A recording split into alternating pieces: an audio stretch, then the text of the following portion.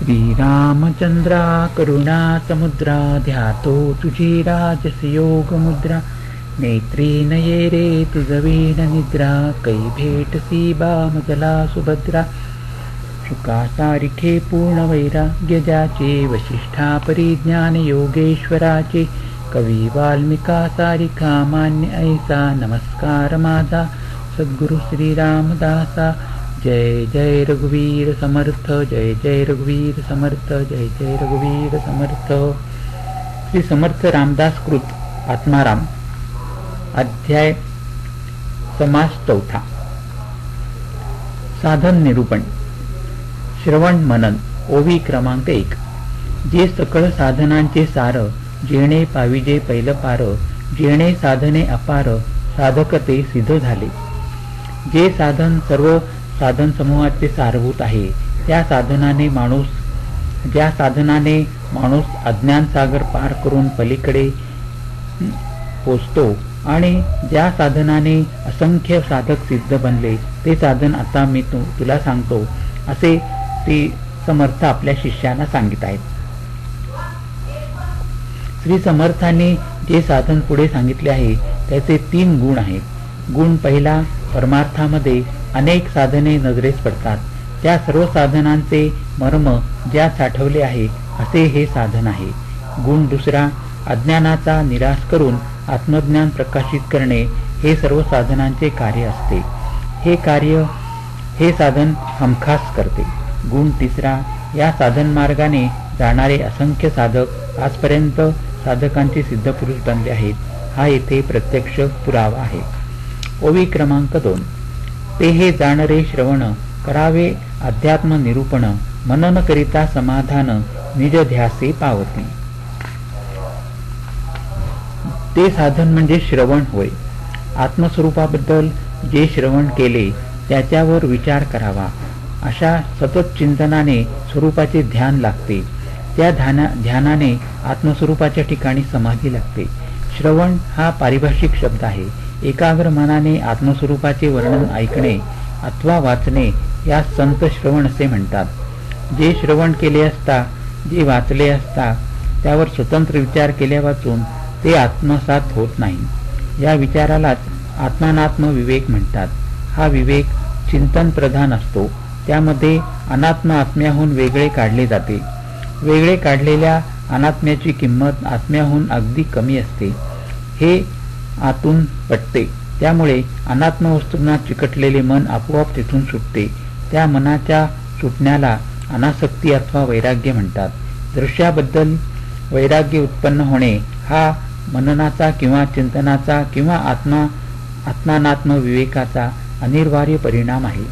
दृश्याच्या तावडीतून सुटलेले मन सूक्ष्म झालेले असते। आत्म्याच्या ठिकाणी ते काही काळ राहू शकते। याला निजध्यास अथवा ध्यान म्हणतात। ध्यान स्थिर होण्यास वेळ लागतो पण एकदा स्थिर झाले की त्याच्यातून समाधी अवस्था प्राप्त होते। समाधी पचली म्हणजे जीव शांत तृप्त व समाधानी होतो। श्रवणापासून आरंभ पावणारा आणि समाधानापाशी संपणारा हा साधन मार्ग परमार्थाच्या प्रवासातील राजमार्ग आहे म्हणून श्री समर्थांनी त्याला एवढे महत्त्व दिलेले दिसते। संत सज्जन महानुभावी परमार्थ चर्चा करीत जावी हैगई सर्वथा न करावी ज्ञातेपणे करुनी। सर्व आत्मज्ञानी पुरुषांनी आत्मस्वरूप आणि त्याची साधना याबद्दल सुखसंवाद अवश्य करीत राहावे। मला सर्व कळले या भावनेने त्याची उपेक्षा करू नये। साधारणपणे आपली वृत्ती बहिर्मुख असते। साधन करून तिला अंतर्मुख करायची असते। सध्या ती जितकी सहजपणे बाहेर धावते तितक्या सहजपणे ती आत उतरून स्वस्वरूपी रमू लागली की साधनाला पक्केपणा आला असे मानावे। हे घडत नाही तोपर्यंत वृत्तीला आत वळवण्यासाठी दृश्यातून जी मदत घेता येईल ती घ्यावी। साक्षात्कारी पुरुषांच्या सहवासामध्ये जो परमार्थ संवाद होतो तो वृत्ती आत नेऊन स्थिर करण्यास अतिशय सहाय्य करतो असा सर्व साधकांचा अनुभव आहे। सत्पुरुषांच्या संगतीत बरेच दिवस घालवले तर परमार्थविषयी बुद्धीने नीट आकलन होतो। पण आता आपल्याला सारे कळले अशी भावना होऊन जर संतसंगती सोडली तर वृत्ती केव्हा धोका देईल याचा नेम नाही. म्हणून आत राहण्याचा मनाचा सहज स्वभाव बनेपर्यंत सत्पुरुषांकडून अध्यात्माचे श्रवण करीत जावे. त्यांना शंका विचारित जाव्यात. संतांच्या शब्दांमध्ये संशयाचे छेदन करण्याची शक्ती असते. त्याचा साधकाने पूर्ण फायदा करून घ्यावा. येथे ओवी 3 संपन्न झाली. ओवी 4. परमार्थ उठाठेवी करिता लाभची आहे तत्वता. दिवसेंदिवस शुद्धता वृत्तीच होये नीच नवी. परमार्थ चर्चेचा खटाटोप केला तर खरोखरच फायदा होतो. दिवसेंदिवस वृत्ती शुद्ध होत जाते. अधिकाधिक ती निर्मल होत जाते. दृश्याचा सतत सहवास केल्याने म्हणजेच दृश्याच्या सतत चिंतनाने आपले मन दृश्याने भरून गेलेले असते. ते रिकामे करून त्यास स्वस्वरूपाच्या चिंतनाने भरून टाकायचे आहे. आत्मस्वरूप अतिशय सूक्ष्म आहे. दृश्याच्या मिश्रणाने स्थूल बनलेले आपले मन तेथपर्यंत पोहोचू शकत नाही. तेथपर्यंत पोहोचणे म्हणजेच स्वस्वरूप संधान होय. संतांच्या सहवासामध्ये स्वस्वरूप चर्चे वाचून दुसरा विषयच नसल्यामुळे मन अध्यात्माने भरून जाते. अशा रीतीने ते सतत भरून राहिले तर क्रमाक्रमाने ते दृश्यातून मागे सरते आणि तरल बनत जाते. तरल बनलेले मन सहज स्वरूपी स्थिर होते.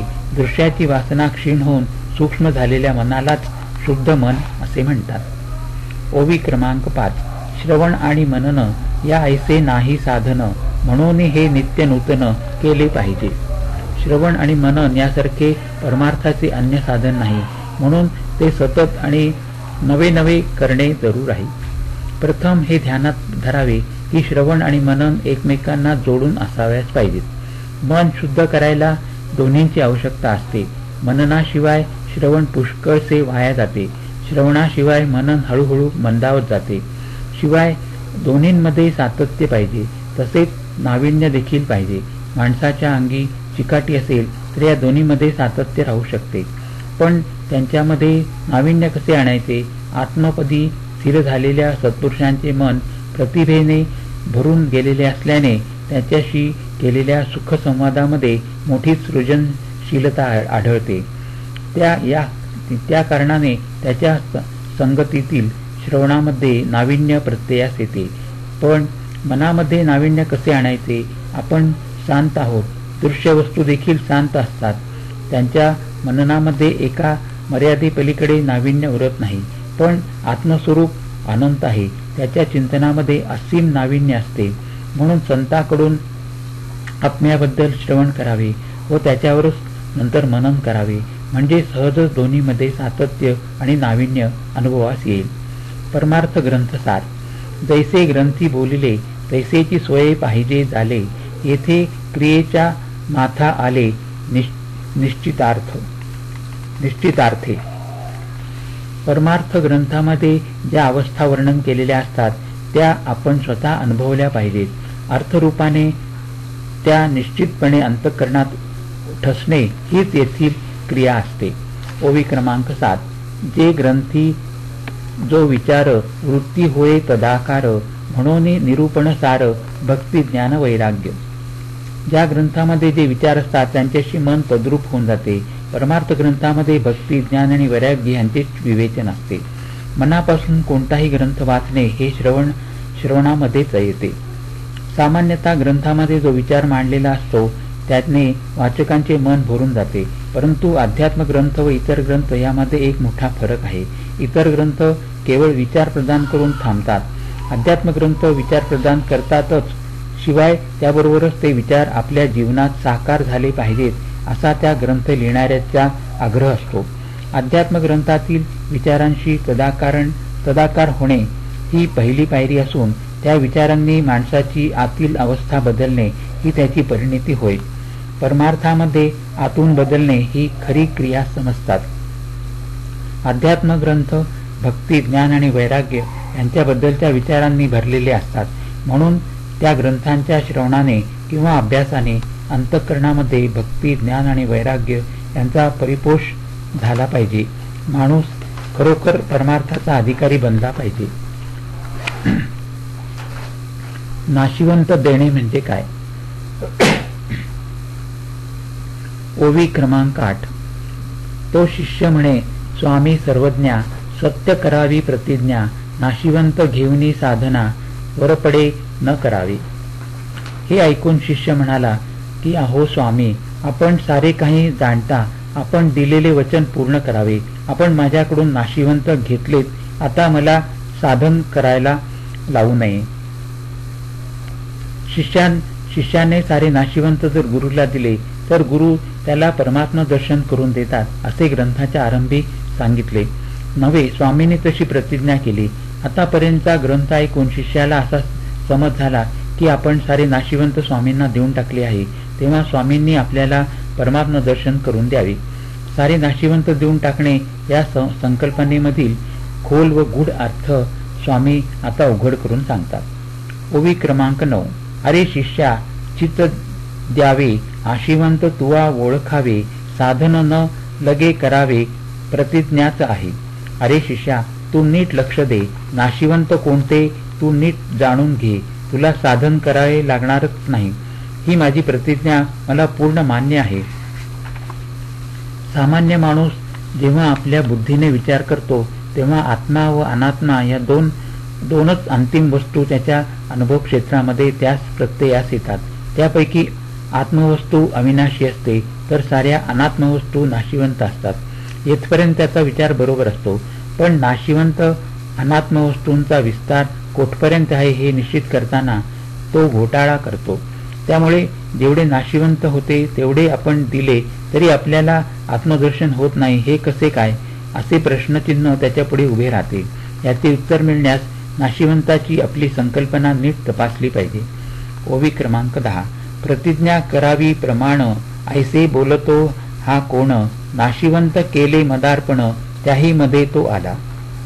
आपली प्रतिज्ञा खरी करावी असे तू मला म्हणतोस, पण जो कोणी हे बोलतो तो कोण आहे? सारे नाशिवंत गुरुला देऊन टाकले असे म्हणत असता तो देखील त्यामध्ये आलास ना. माणसाचा देह उघडपणे पंचभूतांचा असल्याने तो नाशिवंत आहे हे चटदिशी ध्यानात येते. त्याचप्रमाणे त्याचे मन चंचल असते, त्याची बुद्धी अस्थिर असते, त्याची कल्पना येते व जाते, म्हणून मन, बुद्धी व कल्पना नाशिवंत आहे हेही सहज पटते. परंतु मीपणाने वावरणारा अहंकार नाशिवंत आहे हे काही ध्यानात येत नाही. प्रत्येक माणसाच्या अंतर्यामी 2 मी असतात. जागेपण, स्वप्न आणि गाढ झोप या तिन्ही अवस्था आल्या आणि गेल्या तरी जो अगदी जसाच्या तसाच राहतो तो एक मी. आणि स्वप्न, जागेपण या 2 अवस्थांमध्ये जो दृश्याशी ज्ञातेपणाने व्यवहार करतो तो दुसरा मी. व्यवहारामध्ये घडून येणाऱ्या कर्माचे कर्तेपण हा मी आपल्याकडे घेतो. बोलणे, चालणे, देणे, घेणे, येणे, जाणे, उठणे, बसणे वगैरे क्रिया मी करतो असे तो म्हणतो. त्या क्रिया नाशिवंत असतात. त्या क्रिया करणारा मी देखील तसाच नाशिवंत असतो. नाशिवंतामध्ये त्याचा अंतर्भाव होतो. हे जर खरे तर तो सुद्धा गुरुला अर्पण केल्याशिवाय सारे नाशिवंत त्याला दिले असे म्हणता येत नाही. सर्वस्व देणे म्हणजे सारे नाशिवंत देणे समजावे. माणूस सर्व देतो व स्व राखून ठेवतो, त्या कारणाने त्याला त्यागाचे फळ जे आत्मदर्शन ते पदरात पडत नाही. ओवी क्रमांक 11. तू म्हणसी जे दिधले तरी देवास कोण उरले, जे उरले ते झुरले मजकडे. सर्व काही दिले असे तू म्हणतोस, पण जो ते देणारा आहे तो त्या देण्यातून शिल्लक कसा उरेल? तो देणारा उरला असे वाटते तो गुरुला दिला गेलेलाच असतो. दृश्य हा नाशिवंताचा प्रांत आहे. दृश्य द्वैतमय असते. त्रिपुटीच्या रूपांनी द्वैत अनुभवात शिरते. तो वस्तू देणारा, ती वस्तू घेणारा आणि दिलेली वस्तू ही देण्याची क्रियेमधील त्रिपुटी आहे. कोणत्याही त्रिपुटीमध्ये तिन्ही अंगे परस्परावलंबी असतात. ज्ञानाच्या त्रिपुटीमध्ये ज्ञाता व ज्ञेय ज्ञानामध्ये जिरले की ज्ञान पूर्ण बनते. त्याचप्रमाणे देण्यामध्ये देणारा घेणाऱ्यामध्ये विलीन झाला की देण्याची क्रिया पूर्णता पावते. व्यवहारामध्ये द्यायची वस्तू ती घेणाऱ्याला देऊन देखील देणारा शिल्लक उरतो, परंतु परमार्थामध्ये द्वैताचे पर्यावसान अद्वैतामध्ये करावे लागते. तेथे देणारा शिल्लक कसा उरणार? ओवी क्रमांक 12. तू नाशिवंतामध्ये आलासी, आपणास कारे चोरीशी, नाशिवंत देता चकचकीसी, फटरे पडत मूर्खा. देणारा जो मी तो नाशिवंत वस्तू आहे. असे जर आहे तर नाशिवंत सर्व देताना स्वतःला तेवढे तू बाजूला का ठेवावे? जे नाशिवंतच आहे ते द्यायला का चूक करणे, ते द्यायला का कू करणे म्हणजे शहाण्याने गाढवपणा करण्यासारखेच होय ना. जीव शांत आहे हे काही नव्याने सांगण्याची जरुरी नाही, पण जीवाने आपली बुद्धी निपक्षपात ठेवून जर विचार केला तर त्याला पुढील गोष्टी ध्यानात येतात. 1. आज आपण शांत असले तरी आपले मूळ स्वरूप अनंत असले पाहिजे. आपल्याला जी अनंताची तहान आहे ती याचे गमक आहे. 2. शरीर मन आणि बुद्धी यांच्या समवेत असणारा जीव मी आहे. हा अहंकार आपल्या शांतपणाची खूण आहे. 3. अहंकार मन बुद्धी व शरीर सर्व नाशिवंत आहे. 4. सारे नाशिवंत द्यायचे ठरल्यावर त्यापैकी अहंकार अथवा मीपणा वगळून चालायचे नाही. हे सर्व माणसाला कळते. त्याप्रमाणे तो इतर सारे देण्यास तयार होतो, पण अहंकार देण्याची जी शेवटची झेप ती तो घेऊ शकत नाही. येथेच त्याच्यामधील अविद्येचा खरा प्रभाव दृष्टीस पडतो. माझा मीपणा नाशिवंत आहे व तो मी देऊन टाकणे जरूर आहे हे स्पष्ट करून देखील तो देण्याचे धाडस जीवाला होत नाही. म्हणून श्री समर्थांनी त्याला पडत मूर्ख म्हणजे शहाणा गाढव असे म्हटले आहे. शून्यपणाचा पलीकडे जावे. ओवी क्रमांक 13. शिष्य विचारूनी बोले, स्वामी काहीच नाही उरले, अरे नाही बोलणेही आले नाशिवंतामध्ये. शिष्य विचार करून म्हणाला की स्वामी काहीच उरले नाही. यावर स्वामी म्हणाले की अरे काहीच उरले नाही हे बोलणे सुद्धा नाशिवंतामध्येच येते ना. नाशिवंत म्हणजे अल्पपणा हा शांतपणाचा गुण आहे. अल्पपणामध्ये संबंध असतात, संबंध सापेक्ष असतात. उदाहरणार्थ जिकडे तिकडे मीच मी भरून आहे हा अनंतपणा होय. मी आणि तू दोघे आले की शांतपणा येतो. त्यामध्ये मी व तू दोघेही अल्प असतात. दोघांमध्ये संबंध निर्माण होतात. दोघे एकमेकांवर अवलंबून राहिल्या कारणाने सापेक्ष असतात. ज्यांच्याबद्दल बुद्धी जे निर्णय देते ते होकारार्थी अथवा नकारार्थी असतात. तेव्हा काही उरले म्हणणे काय किंवा उरले नाही म्हणणे काय दोन्ही शांतपणातून किंवा मीपणातून येतात. म्हणून दोन्हीही नाशिवंतच म्हणायला पाहिजेत. ओवी क्रमांक 14. आहे म्हणता द्या काही, नाही शब्द गेला तोही, नाही नाही म्हणता काही उपजले की. जर काही आहे असे म्हटले तर ते देऊन टाकावे. ते दिल्यावर काही उरत नाही म्हणून काही नाही असे म्हणण्याची गरज नाही. पण काही नाही हे म्हणण्यातच शून्यपणाचा प्रत्यय येतो. आत्मा व अनात्मा मिळून विश्व तयार होते. त्यापैकी आत्मा अदृश्य व अनात्मा दृश्य असतो. आपल्या दृष्टीने दृश्य अनात्मा आहे असे आपण समजतो. दृश्यामध्ये असणे यालाच आपण असणे मानतो. समजा दृश्य आहे हे जर खरे तर ते नाशिवंत म्हणून देऊन टाकावे. आहे व नाही किंवा असणे व नसणे सापेक्ष असतात. अर्थात आहे ते देऊन टाकल्यावर काही उरत नाही. जेथे काही उरलेच नाही म्हणजे दृश्य राहिले नाही तेथे आहे बरोबर नाही देखील उरत नाही. पण काही नाही ह्या विधानाचे दोन अर्थ आहेत.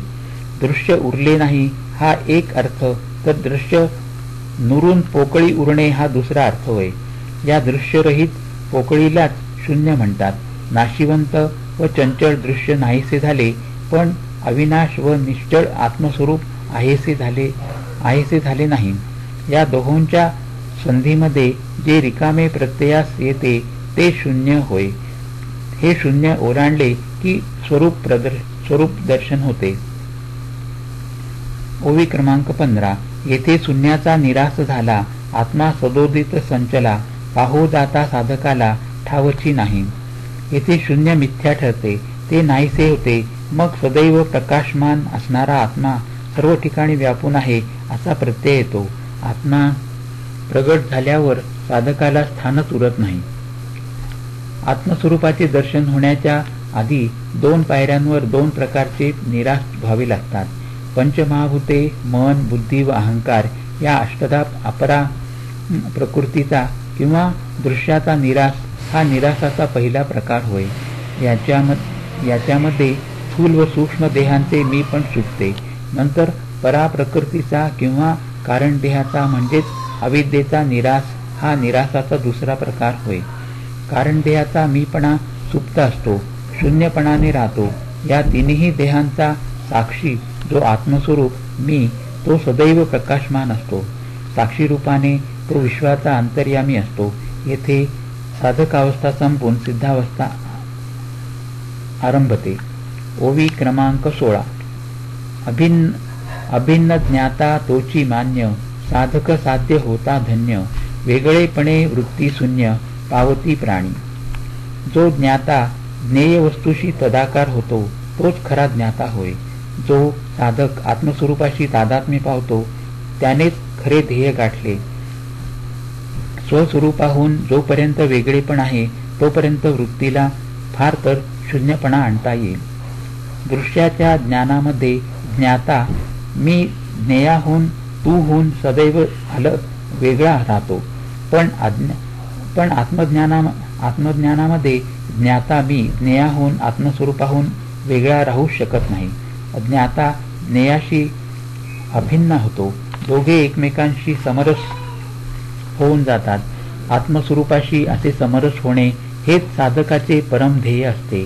जो साधक आत्मस्वरूपाशी तदाकार होतो त्याचा मीपणा महाकारण देहामध्ये स्थिरावतो. तो विश्वमनाशी एकरूप झाल्याने सर्व प्राणिमात्रांच्या अंतःकरणाशी समरस होतो. सर्व देहांमध्ये आपणच राहतो अशी प्रचिती त्यास येते. त्याचे ध्येय साध्य झाल्याने तो साधक न उरता सिद्ध बनतो. साधकाला स्वस्वरूपाशी ही समरसता जोपर्यंत साधत नाही तोपर्यंत तो स्वरूपाहून भिन्न राहतो आणि त्या भिन्नपणामध्ये वृत्तीला शून्य करण्यापर्यंत मजल मारता येते. वृत्तीला शून्यपणा आणणे म्हणजे एक प्रकारे जागेपणी झोपेची अवस्था प्राप्त करून घेणे होय.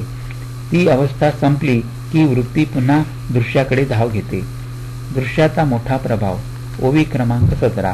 वेगळेपणे पाहू जाता मोक्ष न जोडे सर्वथा, आत्मा ही दिसेसा नाही मता, वरपडे होती प्राणी. मोक्ष जोडणे म्हणजे मोक्ष प्राप्त होणे. मोक्ष शब्द सापेक्ष आहे. आज बंधनाची अथवा पराधीनतेची अवस्था आहे, त्याच्या उलट मोक्षाची अवस्था असते. बंधनामध्ये अल्पज्ञान, अल्पजीवन व अल्प आनंद असतो, तर मोक्षामध्ये अनंत ज्ञान, अनंत जीवन व अनंत आनंद असतो. बंधनामध्ये आयास, प्रयास, अभ्यास, हव्यास व ध्यास असतात. मोक्षामध्ये त्यांच्यापैकी काही शिल्लक उरत नाही. बंधनामध्ये नाशिवंतपणा, अपूर्णपणा व अनेकपणा यांचा अनुभव राहतो. मोक्षामध्ये अविनाशीपणा, संपूर्णपणे व एकमेवपणा यांचा अनुभव येतो. बंधनामध्ये जागृत, स्वप्न व सुषुप्ती या तिन्हींची प्रचिती येते. मोक्षामध्ये प्रथम त्यांच्या पलीकडील तुरीयेचा अनुभव येतो आणि नंतर तोही जिरून जातो.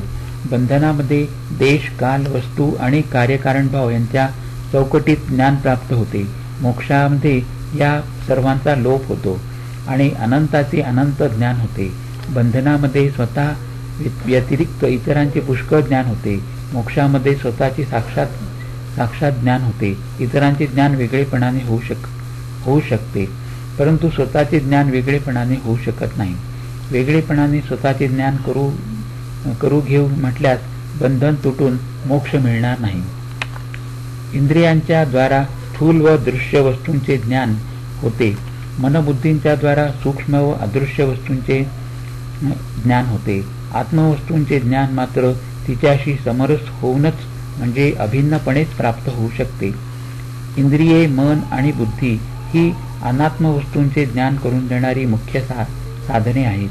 आपापल्या क्षेत्रामध्ये त्यांचे सामर्थ्य उत्तम प्रकारे प्रत्ययास येते, पण आत्मवस्तूंचे क्षेत्र त्यांच्या कक्षेच्या पलीकडे असल्याने तेथे ती लटकी पडतात. आत्मा अतींद्रिय आहे म्हणून इंद्रिये त्यास पाहू शकत नाहीत.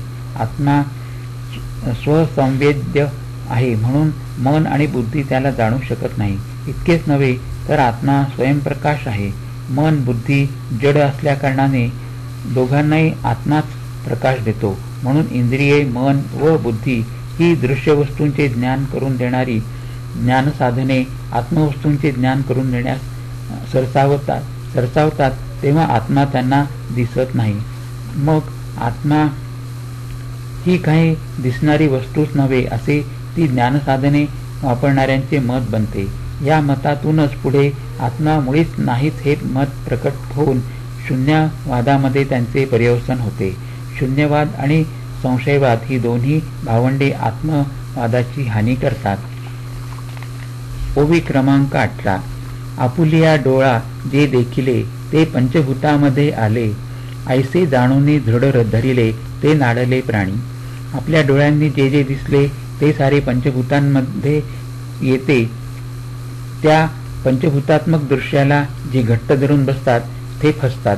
आत्मा दिसत नाही म्हणून तो नाही हे म्हणणे बरोबर नाही. आपले डोळे पंचभूतापासून निर्माण झाले आहेत. डोळ्यांना जे दिसते ते सारे पंचभूतापासून झालेले असते. आत्मा पंचभूतांना ओलांडून राहतो. ज्यांची ज्ञानदृष्टी इंद्रियांच्या पलीकडे जात नाही त्यांना आत्मदर्शन होणे शक्य नाही.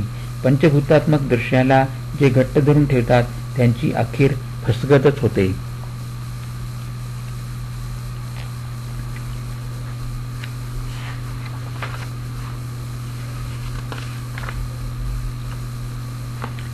येथे ओवी क्रमांक 18 संपन्न झाला.